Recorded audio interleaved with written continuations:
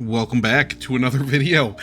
We are looking at my first tournament for over-the-board in-person chess. There was a big open tournament this weekend in my hometown, and we were lucky enough to be able to join and play. It was very, very cool. I really had a blast, and definitely something that I am hoping to participate in more tournaments.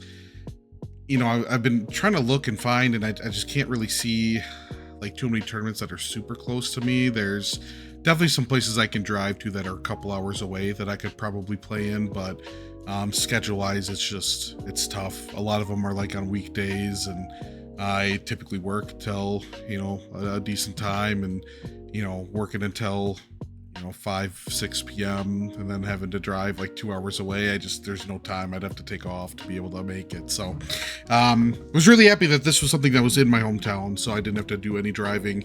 The venue was actually like a 5-minute drive from my home, so super easy to make. It was a grand time, and I was surprised by how many people showed up. I don't know how large big tourneys normally are, but this one had, I think, a little bit over 130 players. So there were 2 sections. There's an open and a reserve.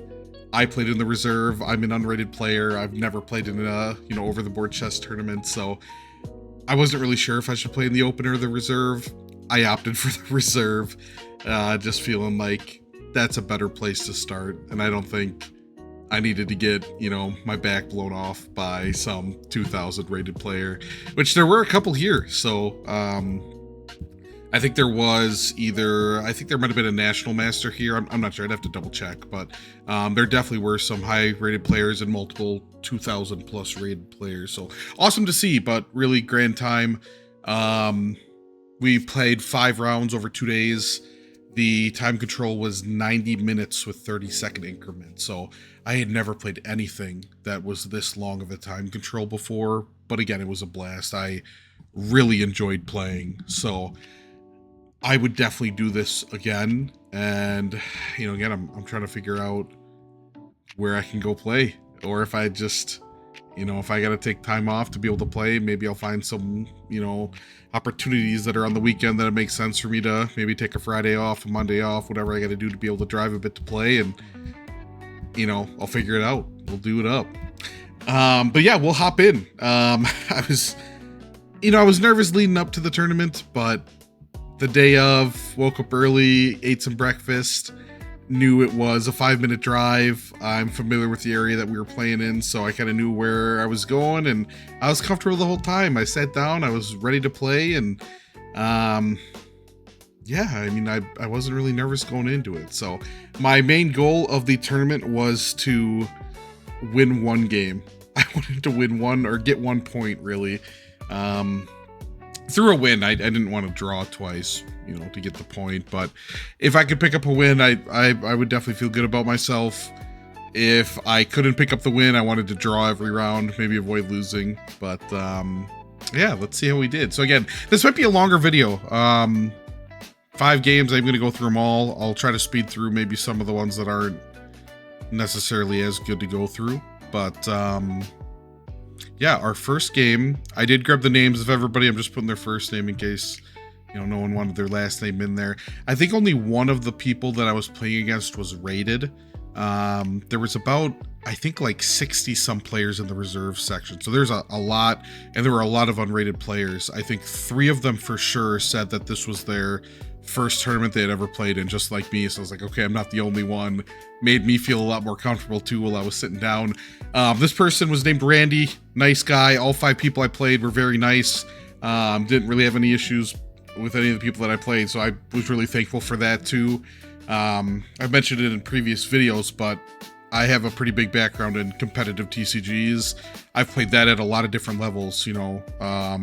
I was a top player in the Digimon trading card game, played in really big events. I've won events, and there are some not so great people when you're playing TCGs. So it was such a relief to sit down across these people. Granted, there's not the most interaction because it is a pretty quiet environment, but the discussions I did have with some of the players, they were all very, very nice. So shout out to that. very cool. But just getting into it, the first game, we had the white pieces against Randy. He was the only rated player that I going into it again. He was 1124. I think the other 4 players were all unrated. We got the white pieces, and we'll kind of jump through. White, I just cannot find an opening that I like with the white pieces. And if you've watched any of my previous videos, I mainly just play the London. I've been playing around with like a King's Indian attack or a ready. I don't know really what the difference is or what they're called, but I've really been struggling to find an opening that makes sense or that I'm really comfortable with white. This was my worry. For some reason, like I wanted the black pieces because I would just play the Caro Kann, and I'm so comfortable in that, and I just feel like I'm ready to play with the Caro Kann. And this, I was like so nervous. I like wasn't sure if I should play the London or if I should play the ready, and I was I was just going back and forth before I played my first move. We opted for the London, though. We're like, okay, first game of the day, let's just get our pieces out. Let's make some book moves. So you'll see the beginning. These are all pretty standard. So, you know, we open with D4. He counters with D5. We get our bishop out. We get our horses out. You know, he pushes C3. Sometimes, and I don't know how often it is, sometimes I like to do a C3 with my knight and then try to get a B5 angle if they don't push this pawn early. You know, looking at attacking this square with both my bishop and my knight. And you'll see this in another game, actually. It does happen. But since that didn't happen, we're going to do the standard London stuff. He pushes his bishop out here. We push a pawn to kick it. He doesn't take. I didn't really want to commit to a double push where we just concede it. We continue with developing our pawn. We break the pin on our queen here. And yeah, you know, we're feeling pretty good. Once he pushes this, you know, I kind of have maybe 2 other pieces left here as far as developing goes. Maybe pushing this pawn, maybe castling. Those are really the 2 other options I would normally do in this scenario, but we decide to strike in the center, see what's up, get this knight in a good spot. That also opens up, you know, obviously discovered attack on the bishop. If he, for whatever reason, does not take here, we have a double attack here. So we could take, he could take back initially with the knight, but then we win a second one. He's 1124. He was a good chess player. He didn't fall for that. So we take back after he takes. He gets his knight in there, and we're kind of okay with taking here because then, you know, then we have the option of, do we take with our pawn to kick his knight? Do we take with the bishop to, you know, keep decisions open? We just decide to push our pawn. He gets his queen out to attack b2, and here again, normally 2 different options. I know sometimes you can move the rook over to defend. Other times you can move the knight here to block as well. I don't really know if I have one that I necessarily prefer. I sat here for a couple minutes because, again, we had 90 minutes and I was blazing through time here. So I sat for a couple minutes and I just said, you know what, we'll block with the rook. Sometimes I don't like to do that in case we want to castle queenside, but I was like, this is a kingside castle game. We're going to castle kingside. He pushes his pawn. We castle. You know, we did have the option of taking, but, you know, it breaks our pyramid up. It just lets him develop his bishop for free. We didn't really want to do that. He moves it, and then when he moves it, you know, I was always kind of thinking, you know, sometimes when they burn a bishop move, then you could take there, make a move a second time, you gain a little bit of tempo, but we opted not to, and we just shifted our rook over. He castles. We decide to take here. He takes back. Again, pretty standard stuff here. We get our queen out, looking for if there's any plays we can make. I was really kind of thinking if he didn't move his knight back, you know, we'd be able to take here with a pin on this pawn, but he smartly moves his knight back, attacking my queen. I gotta move it. He moves his knight again with a double attack here. So I think this was the problem. You know, I stubbornly still wanted an action here, and I opted to, instead of maybe just moving my king back or my queen back, which it wanted me to actually just to take here. Funny enough, it just wanted me to take. To tempo his queen, and I guess I don't know. Not something I feel like I would ever really see or do. Because again, he just gets to move out. But, you know, we end up just moving our queen out. He gets here. We have to move our queen. Obviously, we don't want to lose it. He takes and we trade. So I lose my bishop for his knight, which not ideal. He again ends up attacking my queen with his bishop. We move out of the way. And then he gets his queen back into the game here since, you know, we kind of lost any opportunity there. Here, I end up pushing my pawn. I think this is my weakest area of chess. Pawn breaks, knowing when to take, knowing when to push. And I think we'll see this as a recurring issue from past videos and from games at this tournament. This was a problem. So I pushed that. I don't take here. I end up pushing, just thinking to myself, oh, okay, he's got to move this. But he actually just takes. I was like, he can't take this, obviously, because it's defended. So he's got to move his out. Then I'll have time to take. But he actually just takes here because he is threatening my knight afterwards. So I end up taking with my pawn. He ends up moving away. And now I have this awkward setup where I got 2 isolated pawns. 3 actually. And he has this nice structure, which that is the huge difference in this game. We win 1 pawn back, which is an accuracy, which we'll see in a second here. He threatens one of the isolated pawns. I can't move it because then he's gonna, you know, it's pinned to my knight. So my options are, how do I defend this? I move my queen over, defends this. It's kind of defending everything. It's like the glue holding all my pieces together. This is considered a blunder because the big problem is he ends up moving his bishop back here, which is what was played.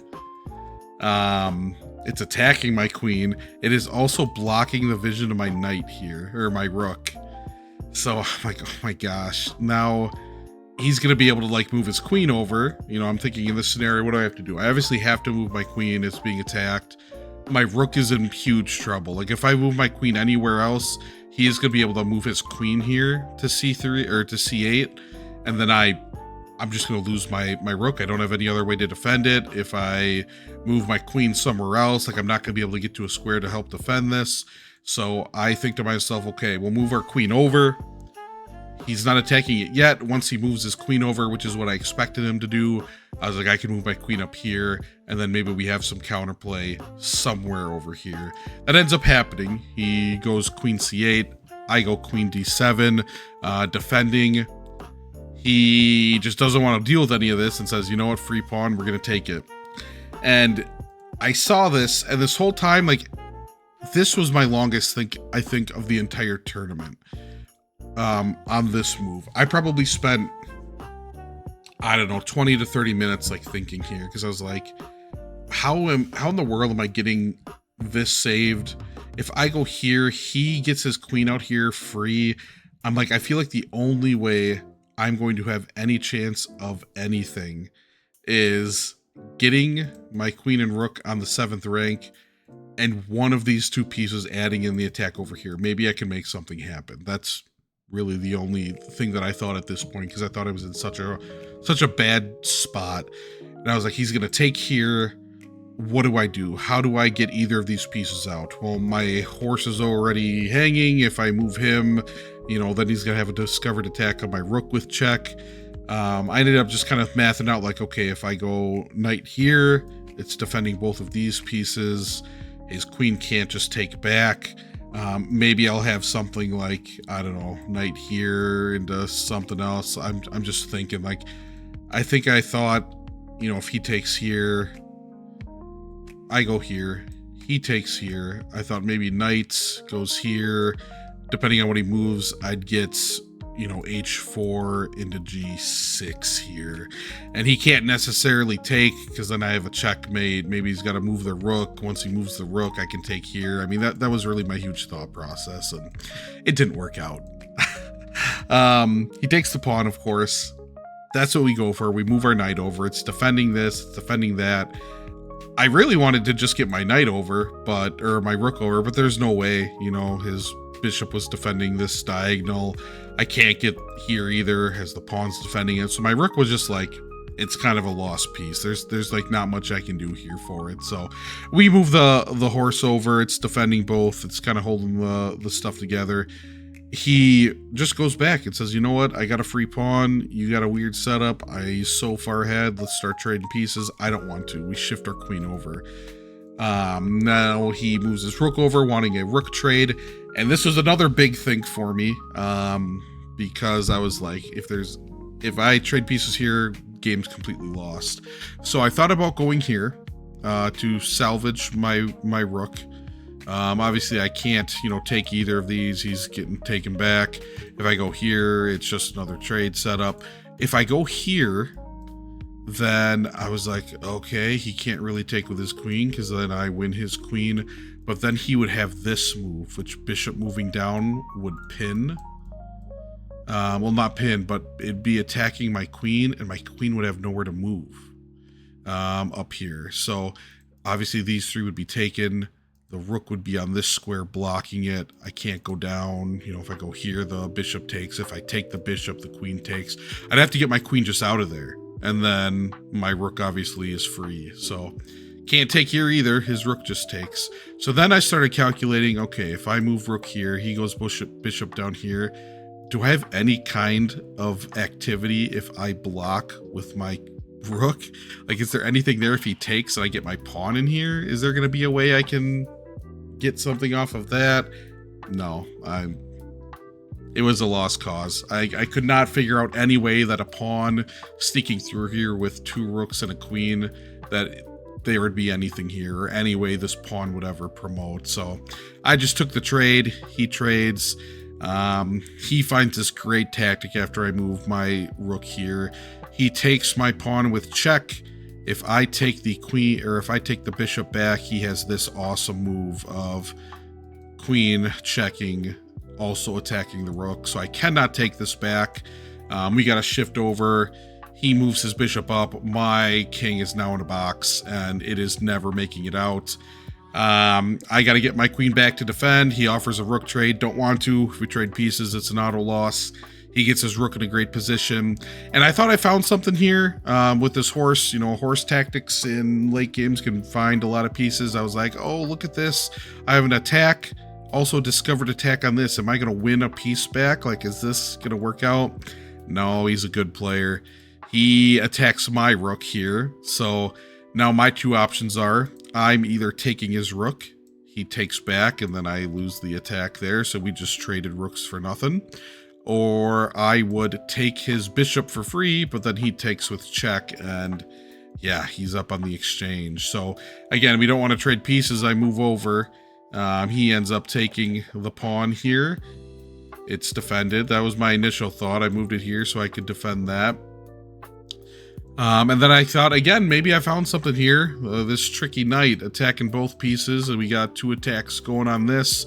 But he smartly finds a space that is not only attacking the knight, defending his bishop, but also attacking my queen. So then I thought here for a long, long time on if trading made sense. It doesn't. It doesn't work at all. We go to queen a4, which they like. They wanted me to take this pawn here. But I thought, let's defend. Let's keep our double attack going on here. And then he just moves his bishop, obviously, to get out of the way. I really wanted to get my king over because I wanted to be able to move my rook like off this rank. So if he moved his rook down, it wasn't checkmate. So I moved my king over, and it just all kind of fell apart. He moved his king, getting, an x-ray here. I moved my knight to defend. He wants to trade, and then this was kind of the death blow. I moved my queen up. He finds this great tactic where he gets this pawn, is attacking. My knight is hanging.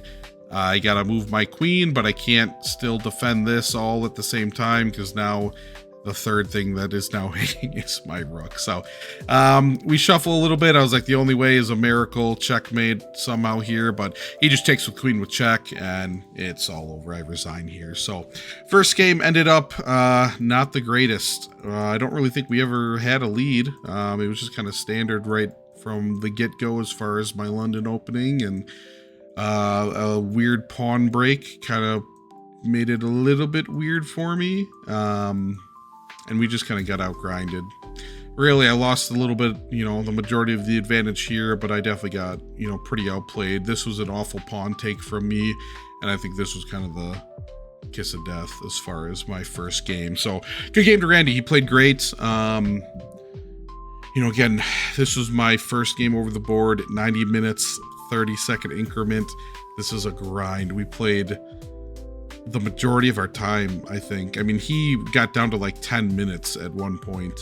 And I think I ended up with less than 30, so we used up a lot of the time here, but ended up being a loss. So we played 3 rounds on Saturday, which is the first day, and our second game was against Kai, who was unrated, and also his first tournament, just like I was, which was cool.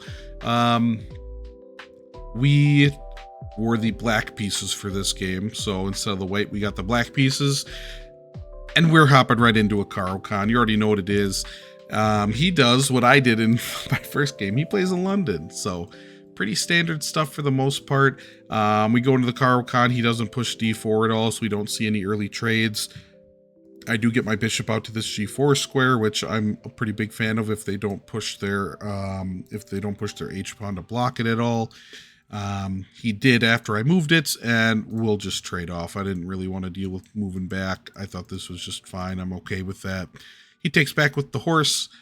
We just continue developing. He takes that c pawn when I push it, lets me develop my bishop, all standard book stuff, I believe. And he castles, I castle. I move my rook over. He does the typical pin with his bishop. And I move 1 pawn. He kicks back. I didn't want to commit both, though. So I never really know what the best options are here, It says h6 is the best move, so he likes it. He goes back, which is best. And I played queen b6. He wanted me to do rook c8, which is what the engine wants. So I guess it does make sense to not push a second pawn here.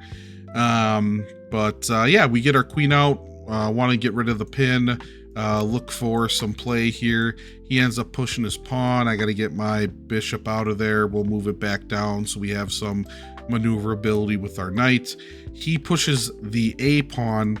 I counter with my a pawn. I said, you know what, okay, let's just make sure you're not going to be kicking my queen here. He moves his bishop down, and then I make my first mistake of this game. I take here, not knowing he has some good trades here, as this only has 1 defender, which is this knight. And if this leaves my rook, it's pinned to my rook. So he says, oh, perfect. He's going to take on here. And my options now are I can take with the horse, which will leave my rook unguarded. We can take with the bishop, which will leave our horse unguarded, or we can take with pawn. Same scenario. This is still just hanging. We decide to take with our knights so we can take back. So we give up a rook. We end up staying even on pieces, I suppose, here. But yeah, I mean, it's just a tough scenario. This was definitely a miscalculation on my part. Felt pretty bad about it. But we're not going to let it, bring us down. We stayed pretty calm here. We just played on. I thought here for a little bit, another free pawn, but I was like, is it really free? He's going to pin it with his rook, and now my queen's in a weird spot. But I thought I had enough counterplay where I could still move my queen around and defend things, and thought it should be okay. The time it would take him to get 2 attackers on here, I felt like the threat wasn't real. So he took the pawn. He goes for it, pinning, perfect. I get out of there defending. He moves his knight into the game. And I just think, hey, I got to push my pawn once so it's on a dark square so I can play with my bishop here. So this bishop and pawn can defend each other. He gets the second attacker on this file, and then we say, yeah, okay, let's just abandon this plan. Let's get this pawn, this bishop defending each other, and let's see what we can find from here. He attacks my queen by getting his knight in front here. We back out, don't want anything to do with that. And he moves this I assume, preparing to get this huge battery of 3 pieces on this file, and I just want nothing to do with that. I was like, we got to get our horse involved. None of these are going to work out because he's just going to trade. I don't want to trade pieces right now unless it's, you know, plus for me. So I want to get some stuff going here. You know, he's getting all these pieces loaded up over here. I thought, let's see if we can find something on the king side. You know, if we can get our horse over here, you know, getting it eventually on this square, you know, maybe I can find some checking opportunities, or, you know, maybe find this square if some of these move, if there's like, I don't know, a fork or something. We just need to get our horse involved. He doesn't triple up. He actually puts his rook on d1. We continue our plan of getting our horse onto e4. We just thought this was a really strong square to be on. It's looking at everything on the board. A lot of opportunity there. He says, yeah, that is a problem. So he gets his knight back to defend, looking for a trade. I want absolutely nothing to do with that. And we say, hey, there's just a lot of strong squares that our, you know, horse can be on. Let's maneuver around a bit. He moved his rook over. You know, I'm assuming he wants to figure something out with pushing this pawn, getting rid of this guy, so my bishop loses its little stand here. We get our queen onto the king's side here. He's able to see some stuff on this. He's threatened stuff here. I was like, this entire game, I was kind of thinking if there's some sack opportunities of, you know, just like attacking here, either with my bishop or my knight, and my queen over here. I was like, maybe there's something I can cause. He doubles up on the a file, and I said, okay, let's get our horse in there. It's gonna do something here. I know there's gonna be a good square for it. So we get our knight in there. He comes back to defend because he was probably thinking the same thing I'm thinking. There's something over here. Let's play with it. You know, if we take with our horse, he takes with pawn, I take with check. Maybe there's something there. He didn't want anything to do with that, so he retreats one. And I instantly pounce on this. I'm like, okay. Again, our horse is going to find something. It's attacking his queen. When he moved his rook here, I instantly saw this bishop pin, which I was like, we need to find. We need to get our bishop onto this. Our queen's holding that knight square as well. If we could just get this queen out of there, and he takes the bait. So the second he moved off of that, we get our bishop on here with this beautiful pin. If he moves the horse, obviously we get the rook. If he doesn't move it, you know, we're looking fantastic. And he didn't have a way of, you know, getting another defender in here. Like, he can't go rook down, obviously, because I just take it. He can't, you know, get his horse over here because, again, we're just going to be up. So we're able to take here. We're able to. He just decides to, you know, sack it. I guess it did want him to do this. And maybe it is actually okay for him. I guess he does just get another defender. What did I think I had here? Oh, but I just wanted to back out. Maybe he saw the same ghost I saw, apparently.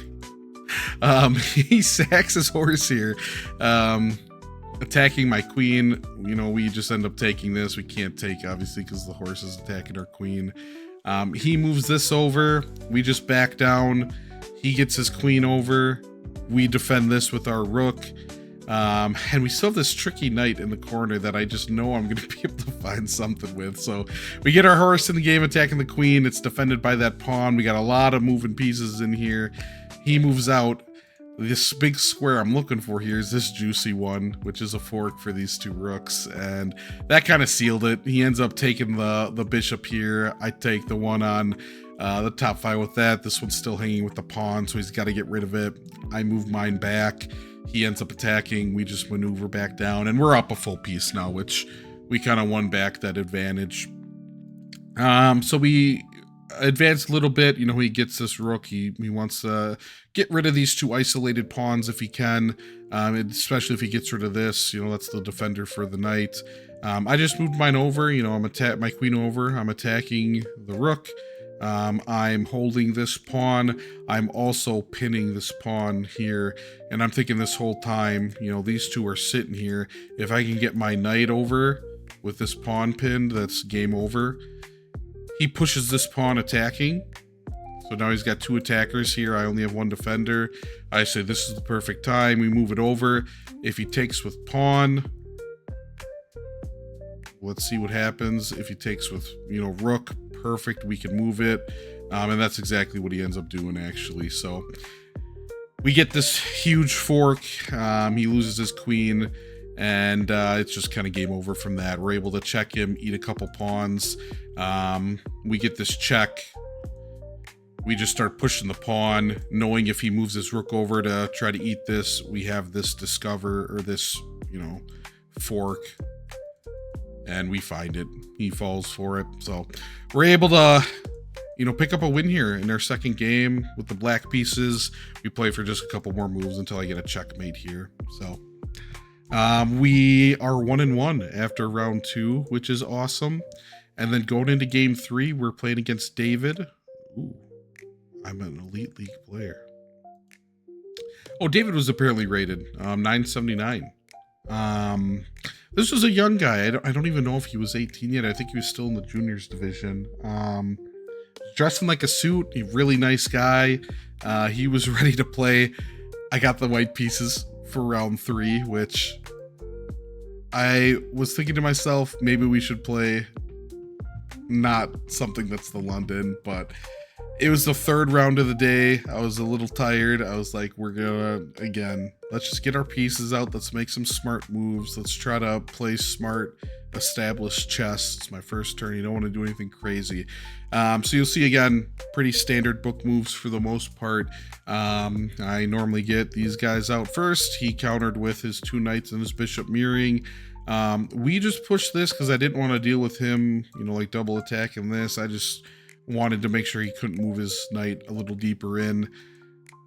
And then, like I said, sometimes I really, if they do, knight f6, I like to try to get my knight to b5 so we can do a double attack here.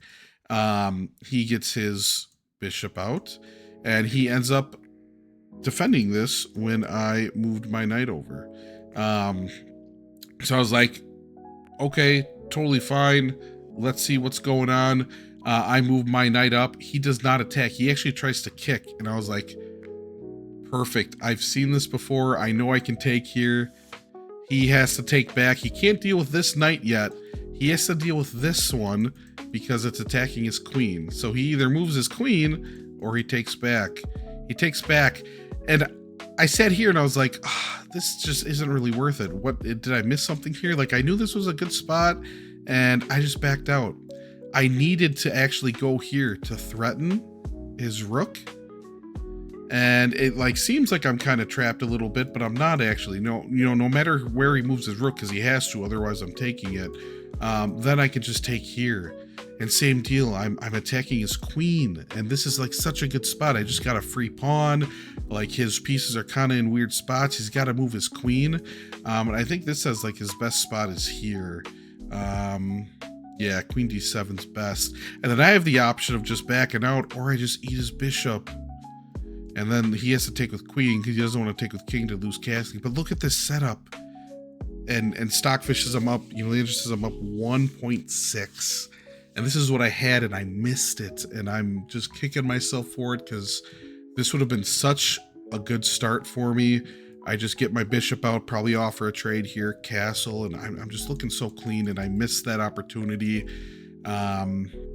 Moved my knight back. He moves his rook back, and we play on here. And another one of my awful decisions here. He moves, and I just, in my head, I'm like, I just don't want to take, because then he just moves his bishop out for free, And so I move this pawn, and he takes with knight, I take back, he takes, I take, and then he just wins this pawn at the end of the day. And I'm like, oh my gosh, like, this just sucks. I get my knight, or my rook over, he just defends it, I double up here. After he moves his queen in, and I'm like, oh man, what is going on? Like, I felt like I liked my start, and now it's kind of feeling so cramped. He moves his bishop down to attack mine. I'm like, I don't really want to trade here, so I move mine here. It's defended. He just, pushes his pawn. I'm like, I gotta get out of here. I don't want to go here and lose it. Here just feels like it's a dead square, and I'm like not really looking at anything.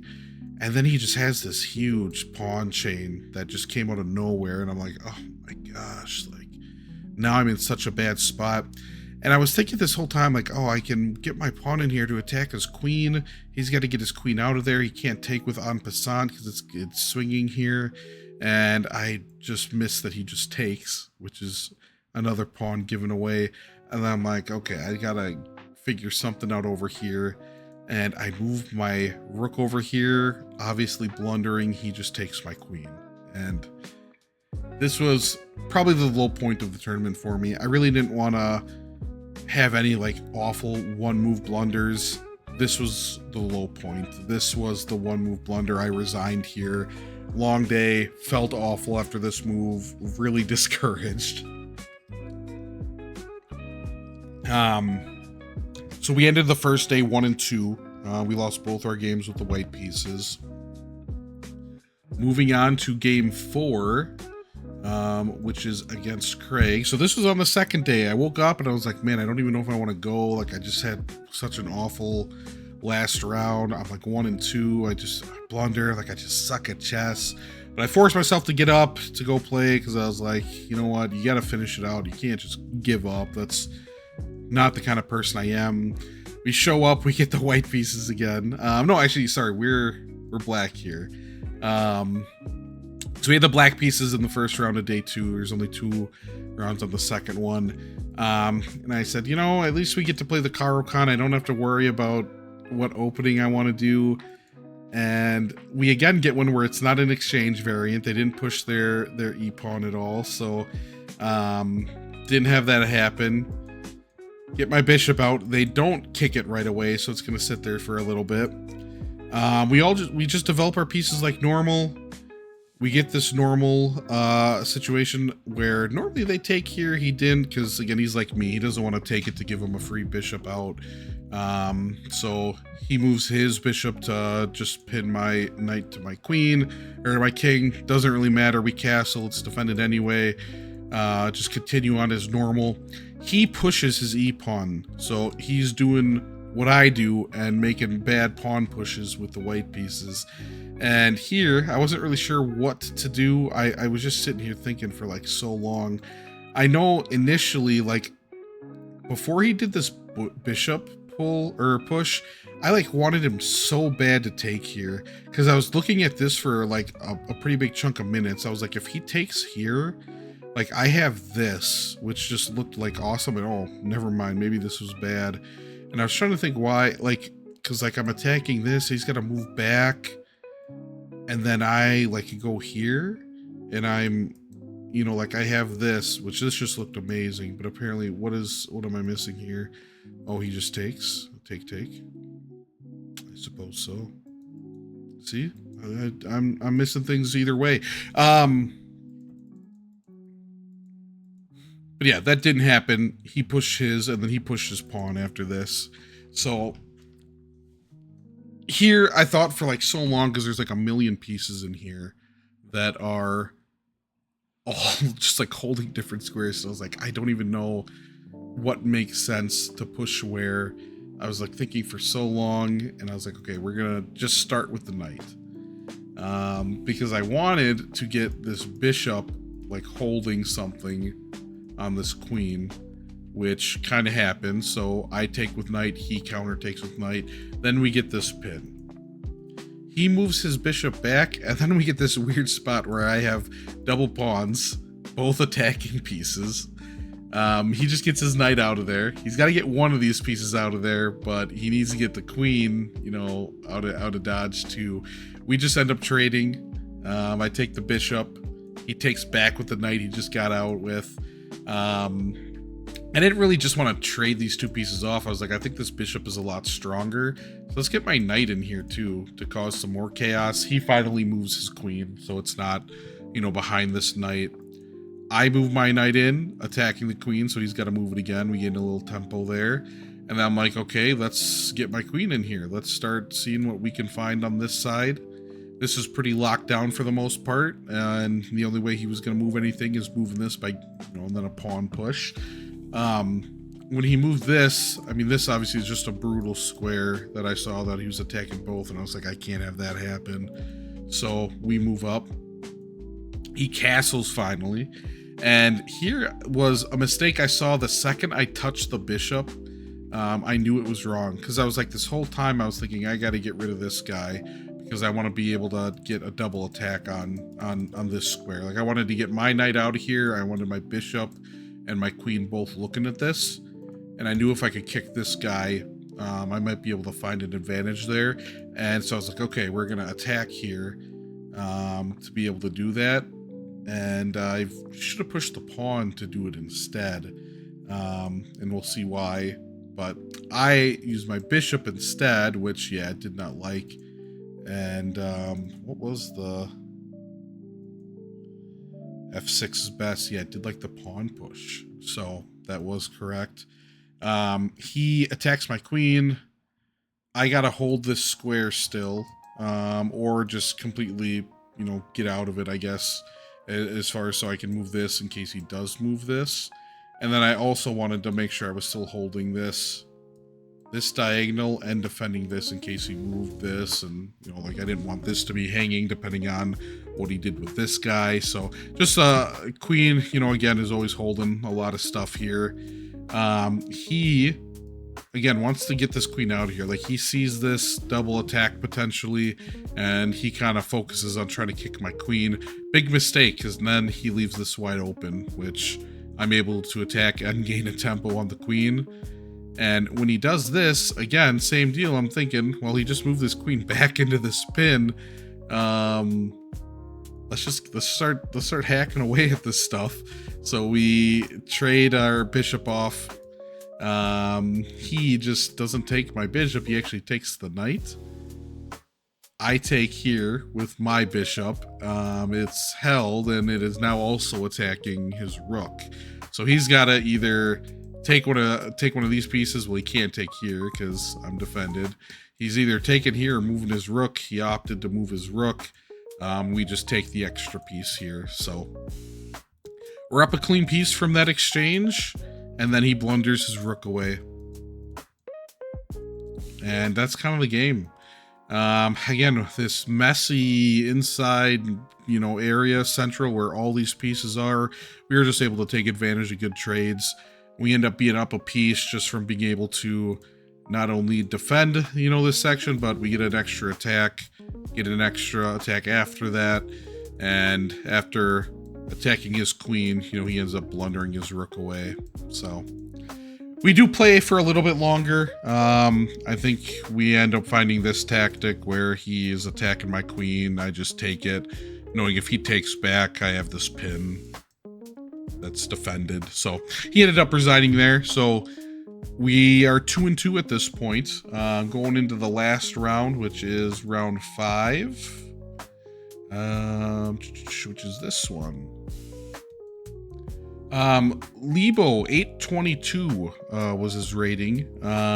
This was a little kid, not little, but little to me anyway. I think he was, I don't know, maybe 10 to 12 range. I don't know. He was a young kid, but definitely knew chess. And I was kind of happy that I got the white pieces here because I wanted one last try at him on the day, and they gave me the white pieces again. So we didn't want to do the London.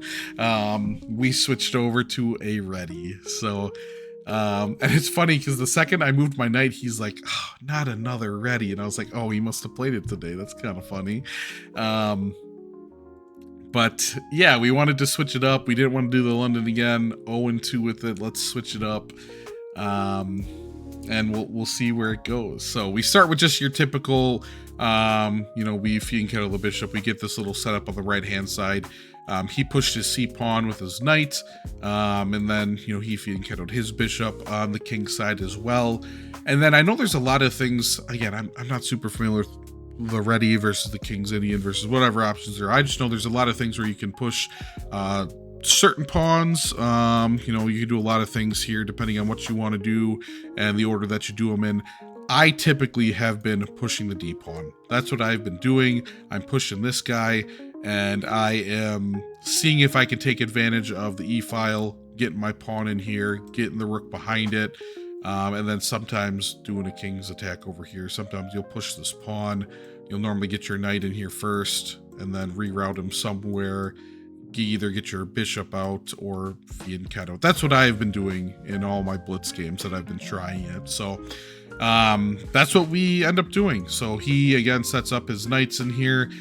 We end up getting the little structure that we want. We get our rook over. He challenges it, but we don't take. He doesn't take. He castles, and then we push. We know we want to get our pawn in here. We know this is going to be a really strong point of contention here. It's defended twice, it's attacked twice, so we're okay for now. He gets his knight in here. We want to get our bishop out because we just don't think we're going to move our knight. It's too slow. It's not going anywhere. So we open this up. We get our bishop in here. Another defender. Perfect. He gets this chain of pawns. And the second he pushes this, I'm like, I have such a big advantage here. Like, this bishop is going to be an absolute monster. So I was really happy to see that he pushed that. I was totally fine with not contesting that. I instantly strike in the center with my knight here. It hated it. Absolutely hated it. I thought this seemed good. You know, another defense here. I don't know. It just seemed like a pretty good move to me. We end up pushing here, which I just wanted to get this vision reopened here. So he ends up counterattacking here, and I sat here for a long time too, trying to think where I should be moving my knight. If I should move it back here, or if I should move it here. I initially wanted to do here right away, and I was like, I know putting your knight on the rim, bad idea, but I just like the idea of attacking here and getting a tempo on his queen. That just seemed good to me, and I was like, you know what?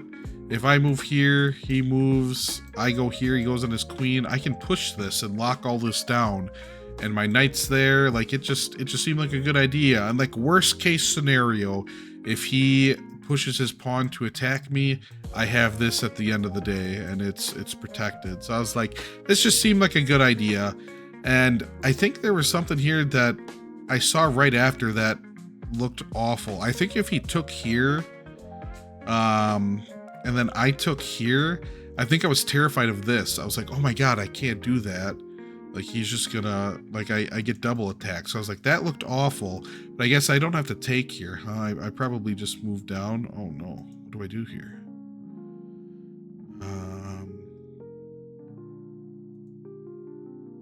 Oh, he wants me to gain the okay, that makes sense. And then I can go back and attack. Maybe I find that if I sit and think. But that was my initial thought. So then I was like, you know, maybe I just moved down anyway. But I just could not get over this queen attack potentially. So I went with it anyway, just hoping he wouldn't do that. And if he did, I was just gonna move down and then go and send her. But he didn't do that. He actually ended up defending with his bishop, and I end up taking in here. I want to free this up with my bishop. Like, I just want to get sights on here. When this opened up, like, he had a couple options on how he could take. You know, he had two, I had two, he technically had three. So I like wasn't really sure how he was going to take there, but he took with pawn instead of the knights. I move here, you know, trying to get some action on the queen.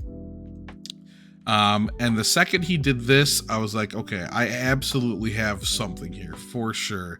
Like, I just knew, like, I wanted to get my knight out of here. I wanted to open up this diagonal. How am I going to do it?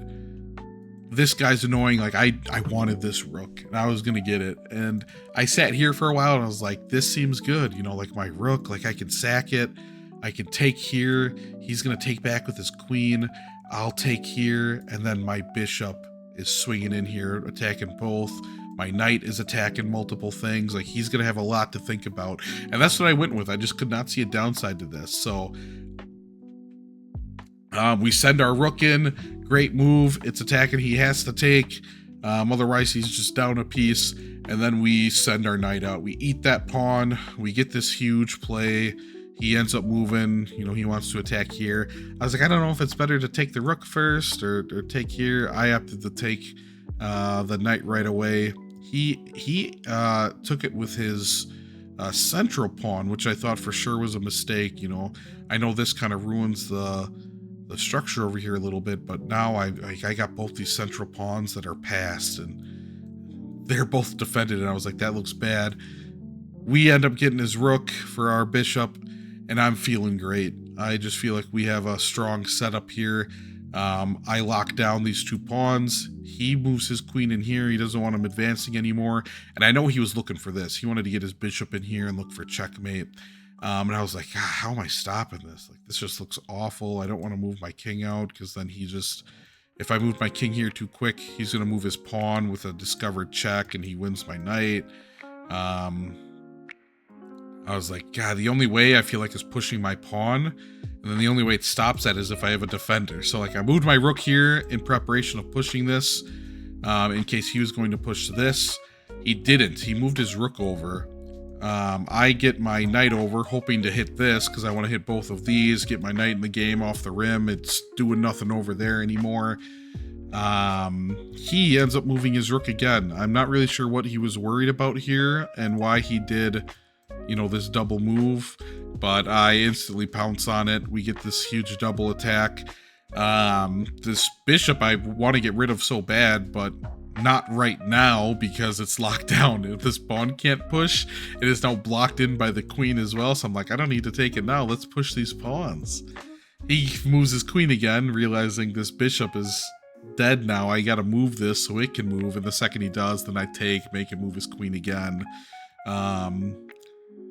This pawn was hanging. I didn't want him to take that. I thought for so long about maybe like I should move my queen here.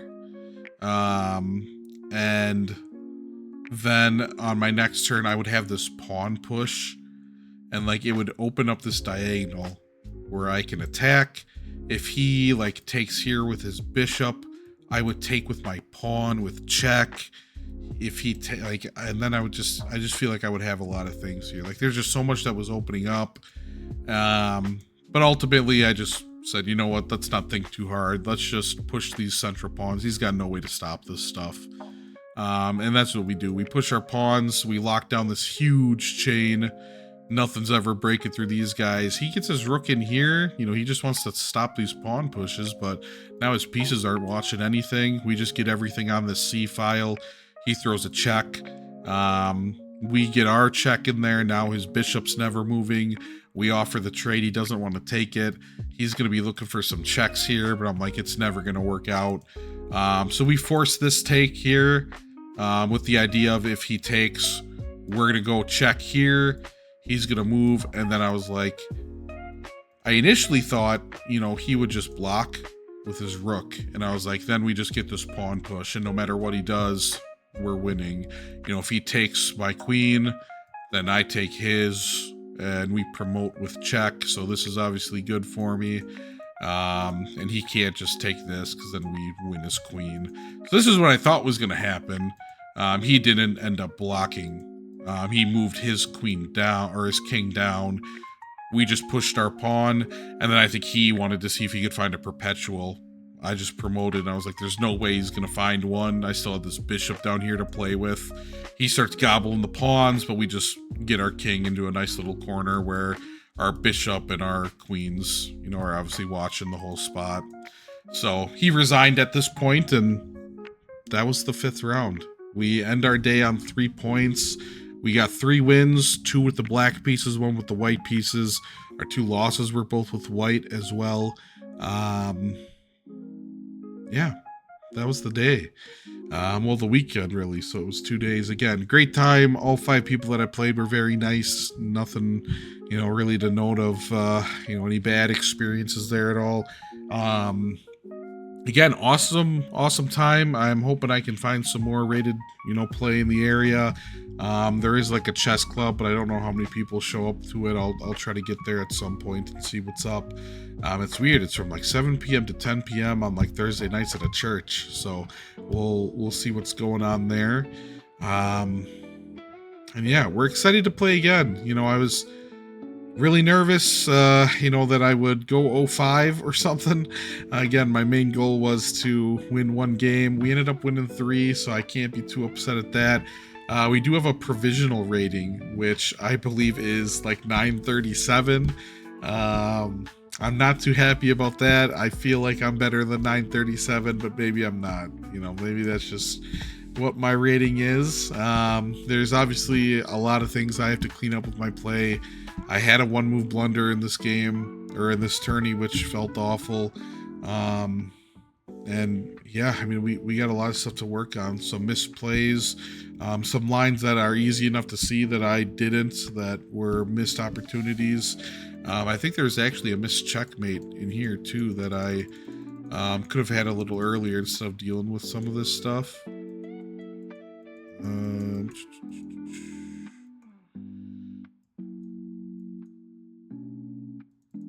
Yeah, I don't remember exactly where it was, but there was somewhere there. There's somewhere there where I had made, and I think it was.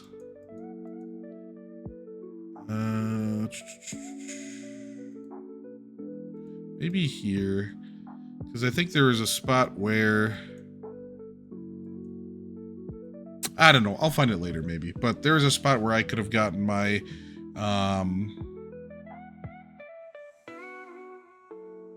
I think it was here. I think I needed to push. Yeah, because if he ends up taking, I would have opportunities where I could get a check after pushing this pawn, and there was just like no way for him to get out. That's what it was. But yeah, again, there's a lot of things I got to work on. I don't know how many more videos I'll be making in the near future here as far as online play. If I find some in-person stuff, definitely will make a couple more videos on those. But yeah, thanks so much for watching. I know this is going to be a brutally long video, and I'm rambling here at the end, and I'm too lazy to cut it up and make edits. This is almost an hour long. We'll stay under an hour, but again, thanks so much for anyone that has watched any of my videos over the past 40-ish days. I do appreciate it. I think a success overall. You know, again, I wanted to play an in-person tourney. I wanted to have a good showing, which I think, you know, winning 3 of 5 is good enough. I think I ended up placing like 27th out of like 60 some people. Tied with 1 million people that had 3 points. I don't really know how tiebreakers work. I think it just ranked people in order of rating when I was looking at it, and obviously I was pretty low rated since this was my first tourney, but not too shabby. You know, 27th out of 60 some in your first tourney, I'll take it. Hope they'll be able to improve on that. I don't really know what my end goals are, but we're having fun playing chess, and hopefully we'll be able to, you know, continue doing that. If I had to choose, I think I would pick a shorter time control. 90 minutes plus 30 is pretty long.